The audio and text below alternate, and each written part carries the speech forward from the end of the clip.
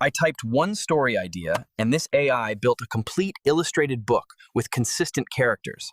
Let me show you how easy it is. Just head into the app and click on Design Agent. From there, tap Script to Storybook. Drop in your story script, and now the fun begins. Choose your illustration dimensions. Want horizontal, vertical, or even standard paper size? It's all there. Next, pick your art style. Whether you love 3D, anime, watercolor, or even classic illustration style, it's all available. Hit Submit, and within seconds, your story is split into pages, each one perfectly illustrated with consistent characters and matching scenes. No design skills, no headache, just magic. Now, if you want to turn this into an actual flipbook, it's just as easy. Click Create Flipbook, select your story, and hit Create Book. Choose your page layout, decide how the text should appear, and even upload your front and back cover.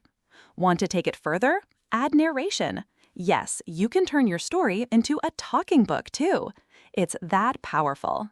This isn't just for children's books. You can use this AI to build personalized storybooks, design YouTube thumbnails, create clip art, and so much more. Click the link below to get instant access and grab the lifetime deal before it's gone.